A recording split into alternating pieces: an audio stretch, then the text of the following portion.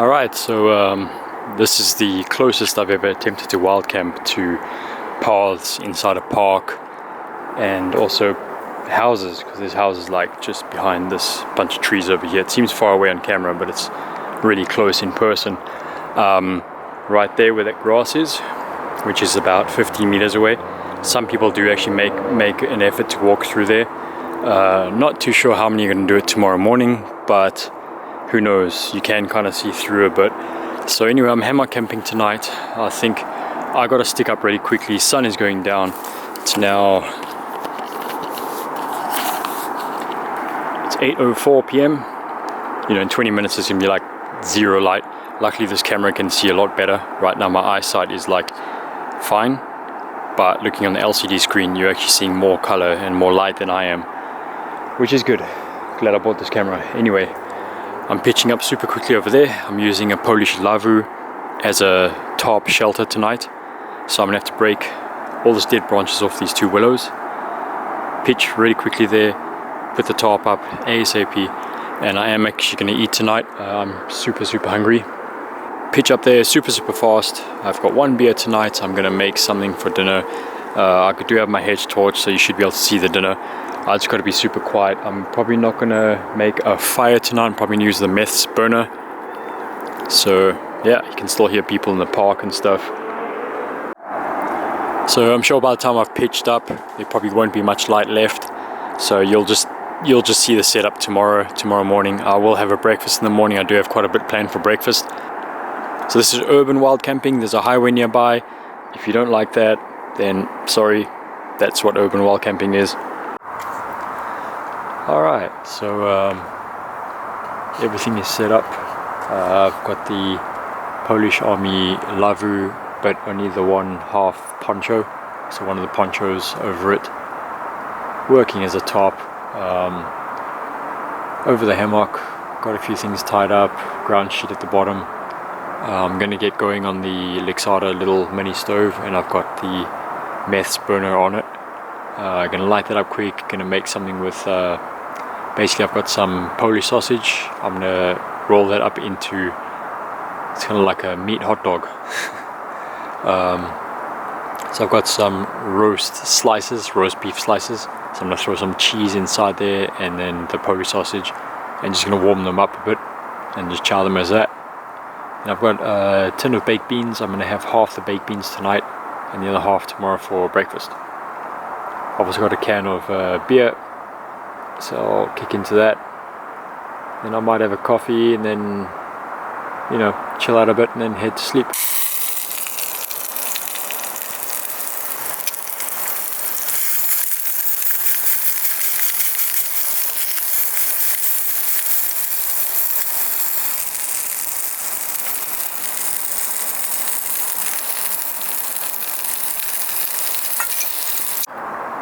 That's the empty can over there. Went down really well. Give that a try. They have other flavors. They have like a mango flavor and stuff. So check it out. It's pretty good. So baked beans next. The other fruit's just, you know, I'm just warming it all up. So yeah, the stuff is waiting for this, and then I'll get into munching. So that's dinner. I've chowed already one of the sausages while I was waiting for the beans to warm up. So reasonably filling for a quick last minute overnighter. And then eggs, beans, sausages for tomorrow. Chow went down very good, quite full, quite happy. It's 10 minutes to 11 in the evening, and yeah, brush my teeth. It's gonna take me a while to go to sleep, I think, with such a loud sound of the highway just nearby. We'll see. I mean, maybe I'll set an alarm, maybe I won't, but got a good feeling that I'll be kind of like waking up, you know, 5:30, somewhere around there, because that's when it starts getting light outside, birds start singing, you know, 5:30, 20 to 6, something like that. Well, catch you in the morning. 6:45 in the morning. The sun will be rising over there, that direction somewhere. And sleep was okay. I'm feeling the cold quite heavily. I think my last two camps were in the Lavvu, So yeah, it's been like the last hammock camp I had was in July, and it's already like, it's basically September now. So yeah, it was a bit cold. The mat was sliding out from underneath me. Here it is over here. So that area over there is pretty cold underneath. And then, don't know why, but my knees were cold again all night long, so that kind of like consciously kept me awake. I've had a bit of trouble trying to lie sideways like this. I think I'm okay lying diagonally like this, but when I tried to move that way to reposition myself for comfort, for some reason it's not feeling right, so I'm kind of lying a bit more straight-ish. But anyway, been alright. The highway hasn't kept me awake at all, and that's actually the first siren that I've heard so far. Crazy. And yeah, I woke up about 10 minutes ago, taking a look around from within the hammock, and then as I looked over there, I saw bright yellow all along there. There's a guy just taking a jog or whatever, but he was on the main path, whereas people could take a detour if they want. And right here on the edge, where the grass is kind of from green to yellow, right along the edge of the wood, people can walk through. Not that they would see me stand out, because I've got the Lavvu as my shelter. Everything's kind of like green. There's my stuff bag, it's green. Digicam hammock, but they'll definitely see that. So I better just get up and get going. Maybe get the stick stove going or whatever. Start thinking of breakfast. So I don't know, I had a really good sleep. I mean, not a great sleep. I was conscious all night that I was feeling cold, but the highway didn't keep me awake at all. It all probably did calm down a bit. Food last night was pretty cool, pretty different. I am going to invest in at least a small frying pan. All this time I've been using the Zebra. You know, when you buy a Zebra Billy can, you get that little miniature tray and little like hot pot kind of thing that slides into the top of it. Since I bought one of those aluminium pot lifter things, I just thought, well, that can be my miniature frying pan. I've been using it for quite a while and it does work, but it's limiting me on what I can, you know, the things I can make, because you can only make a few things at a time in that one thing, you know. So the trees are quite tight together, as you can see, so I've had to put the strap around this branch through. There's 3 carabiners. This is the one that comes with the hammock. These are the 2 that comes with this new strap set that I bought. I bought the new strap set. It's pretty awesome, but online it looks like it has like one loop, another loop, and another loop, but it doesn't. Just has one loop on each side, and it's just a really long strap compared to my other straps. My other straps don't even have loops. They're just like 2 long pieces of nylon, and you're meant to tie a knot in it and do what you want. Anyway, so that's the typical guy line that I always use. Sorry, I always say guy line, the ridge line. It came with my DD hammock. It's a 10-meter long one, so it's just very sturdy. So I thought that would be great, because the canvas of the Lavvu weighs, this must be weighing like at least 1.5 kilos, just the poncho. So I made it as tight as I could, and obviously it would still sag down. It's connected with, so on this end I just stuck a piece of wood in there, made a ball, tied it up with some paracord with a self-tightening knot on the side. Don't know what the knot's called, but kind of discovered it myself, but not saying I invented it, you know what I mean. And then I've got a Prusik paracord over here, which I tied this guy to, and then I just pull that along as tightly as I can. A lot of people online teach you how to make prosik knots, and they tell you that when you make a prosik knot you have to make the loop like maybe that long, and you wrap it around 3 times before you pull it through. Anyway, I'll give a demonstration video one day on it. I find with this ridgeline here, I'm not saying you shouldn't follow that, but there was a time when I had so limited paracord on me. I think that was the wild camp that I had with the on the river. Yeah, that's where I made these two. I put 2 prosik knots, and I only had enough paracord for it to wrap around once. And on this kind of line, it's kind of like a bumpy, you know, textured line. It works anyway, and this is the Chinese, the very silky kind of paracord, and it still works. So, you know, don't worry if you don't get 100% as the experts tell you on YouTube and stuff, because they're just telling you the best practice, but it doesn't mean yours will not work and be sufficient for what you need it for. The ends of the Lavvu are just connected with a very small paracord guy line.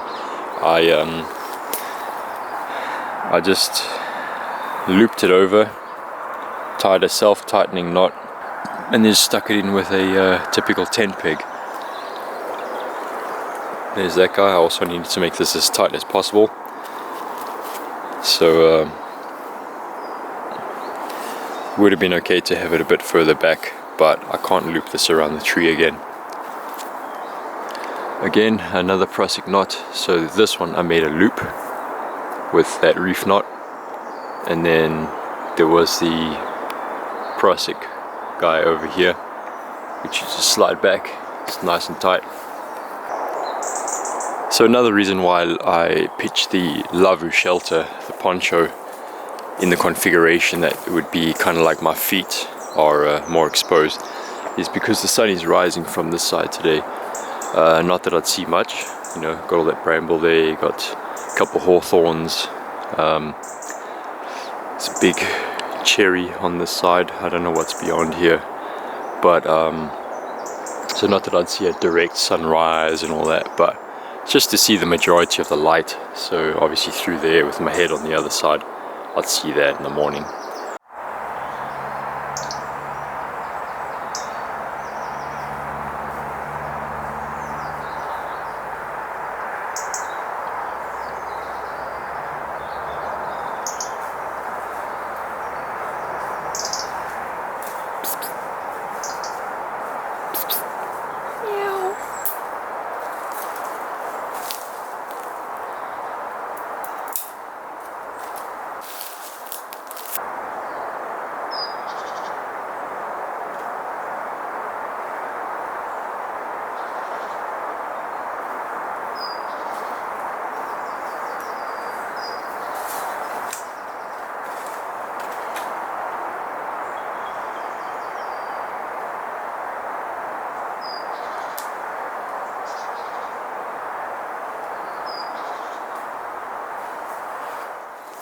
Cool, so I've cut my sticks from the willow.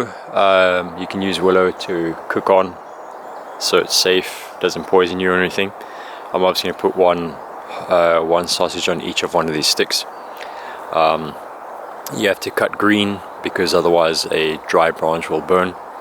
Now, obviously you can't use the tips of these branches, so I cut them off,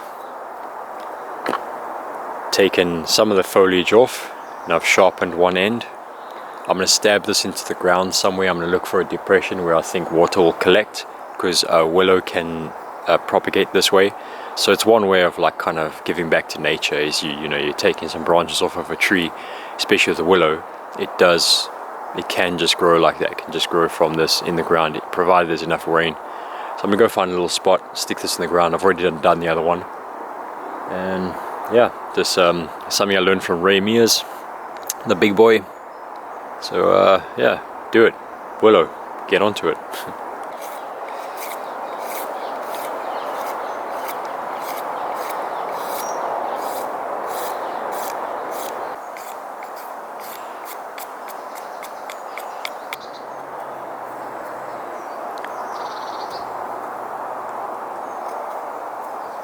That's pretty good.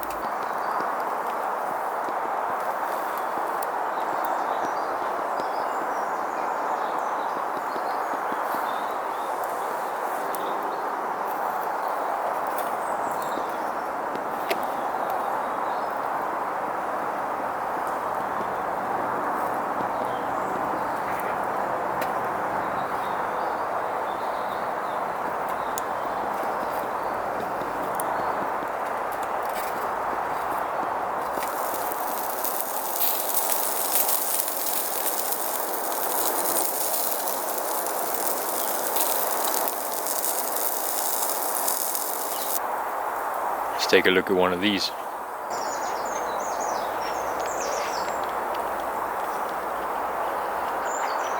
Nice. Fire cooked sausage, man.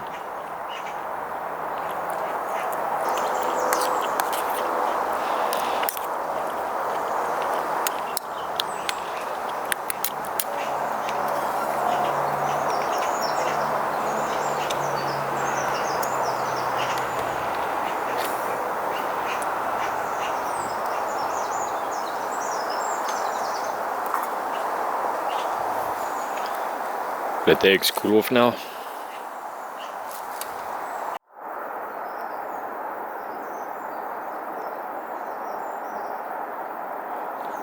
I'm watching you.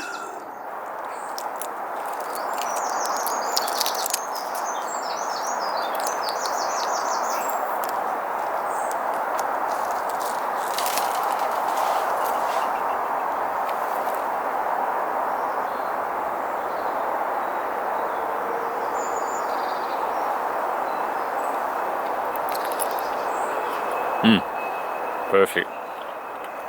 Yeah, so in a zebra belly, put in the water cold, put it on the heater, whatever you're using, warm it up, get it boiling, time roughly 2 minutes, pull it off to the side, put the lid on, and put it next to the fire while you're cooking other things. And look at that, perfect.